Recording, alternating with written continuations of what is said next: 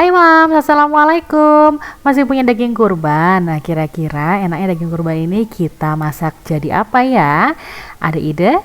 Nah, kalau belum ada ide, Mams boleh ikuti ide masak saya. Kayak saya mau membuat masakan khas Padang. Nah, kira-kira ada yang tahu?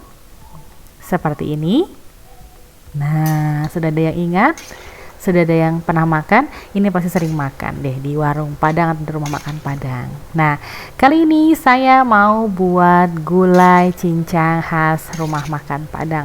Ini enak banget, ini juga awet dan yang pasti semua pasti suka. Nah, bentuknya seperti ini ya, mirip ya. Nah, ini versinya lebih enak lagi, lebih gurih. Yang pasti kalau kita masak sendiri jadinya lebih banyak. Oke, Mams? Yuk, kalau Mams mau tahu apa aja sih bahan-bahan yang kita perlukan, Mams harus nonton videonya sampai selesai. Yuk, kita simak videonya sama-sama.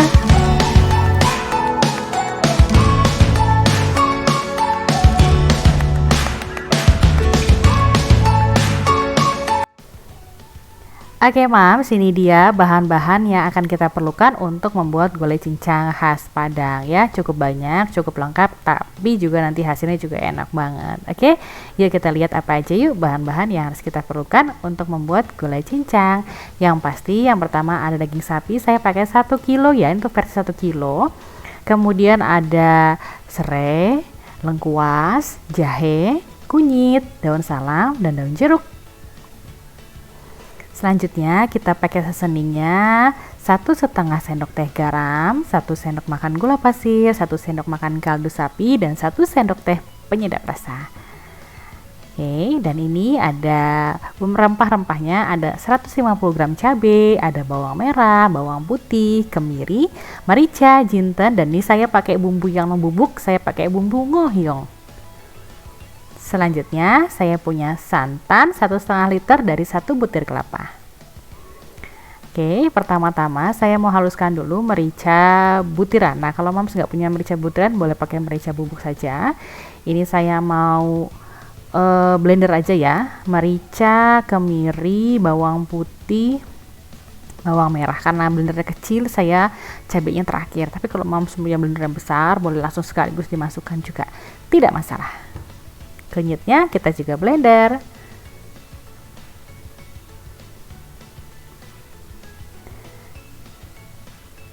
Tambahkan sedikit air.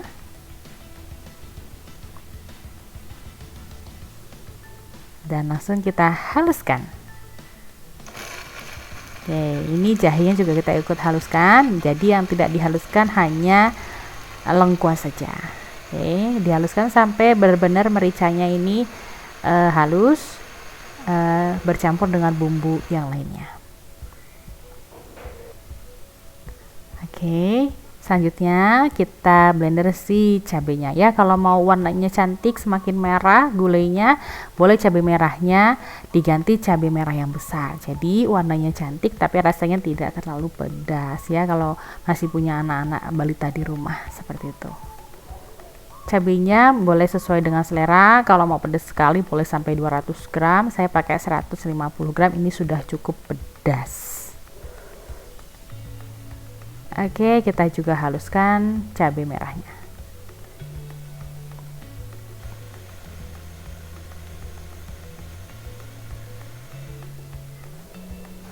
Oke, sudah halus semua. Sekarang kita mau menumis si bumbunya terlebih dahulu. Nah, karena ini masih ada airnya, saya mau menumis.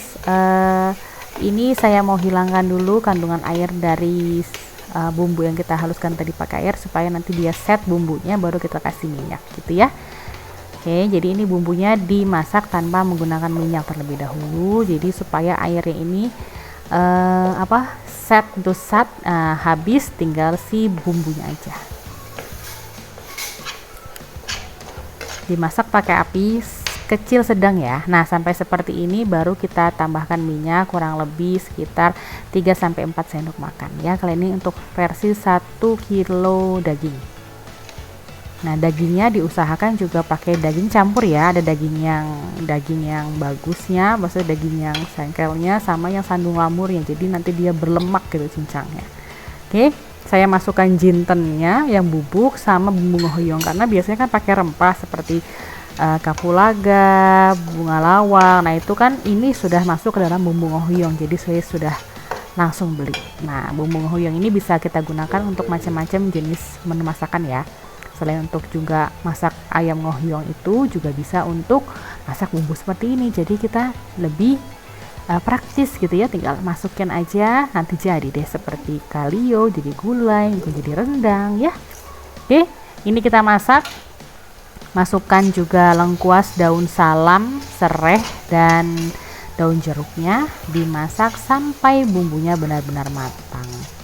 Oke, caranya matang atau dari mana? Aromanya sudah tidak langu dari kemirinya, dan dia sudah terpisah dari minyaknya seperti ini tuh ya, memisahkan antara si bumbu sama si minyaknya gitu ya, dan warnanya dia lebih pekat. Oke, setelah seperti ini kita tambahkan si santannya.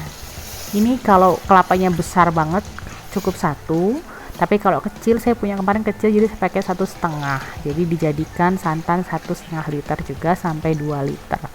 Terserah mams mau kuahnya sebanyak apa gitu ya. Oke, ini kita aduk-aduk, tercampur ke dalam santan dan dimasak sampai mendidih. Oke, ini warnanya belum kelihatan ya, masih lihat kuning gitu, sebenarnya ini udah merah, udah bagus. Oke, ini udah mendidih meletup-meletup, masukkan dagingnya.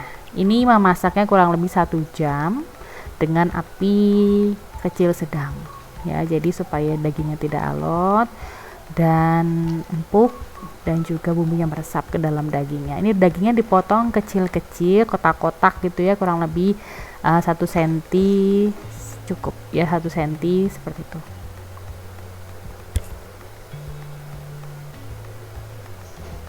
Udah deh, ini tinggal kita gabung aja kayak gini nih tuh ya. Ini cukup untuk satu keluarga makan 1 hari 1 malam, bahkan bisa sampai besok 2 hari ini masih awet, banyak ya 1 kilo tuh ya. Dagingnya kita pakai yang sandung lamur, yang ada berlemaknya, sama yang dagingnya bener-bener yang full daging gitu. Udah diaduk, dimasak sekali-sekali diaduk. Nanti ditambahkan seasoningnya pada saat dia sudah mendidih, baru ditambahkan garam, gula, dan lain-lainnya supaya nggak terlalu asin. Oke, aduk sesekali ya mams. Nah ini sudah mulai mendidih, saya tambahkan gula pasir 1 sendok makan, garamnya 1,5 sendok teh, kemudian ada kaldu bubuknya, ini 1 sendok makan, ini kurang lebih di 2 bungkus ya. Terus saya tambah sedikit MSG, kurang lebih 1/2 sendok teh, supaya dia ngangkat rasa gurihnya. Kan kalau cincang padang itu gurih ya, enak ya. Nah saya buat kayak gitu tuh. Udah deh, kita aduk-aduk, tunggu sampai dia mendidih. Takaran yang seseni ini masih rasanya pas banget saat dia benar-benar udah sat. Jadi jangan ditambahkan garam kembali karena akan membuat si cincangnya asin. Ini udah cukup, udah pas, jadi ikutin takaran dari saya. Oke, tuh ya, udah berlemak kayak begini tuh, keluar lemaknya tuh ya, kuning-kuningnya, dan warna gulanya kelihatan mulai merah ya, mulai coklat kemerahan gitu. Nah ini udah masak 1 jam kurang lebih.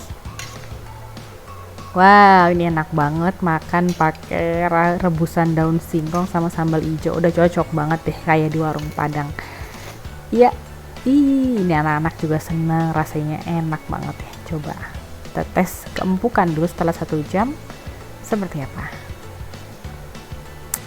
Oke, ini rasanya udah pas banget, ini udah pas, jadi ikutin takaran dari saya, dijamin rasanya udah enak, cocok sesuai dengan lidah kalian semua.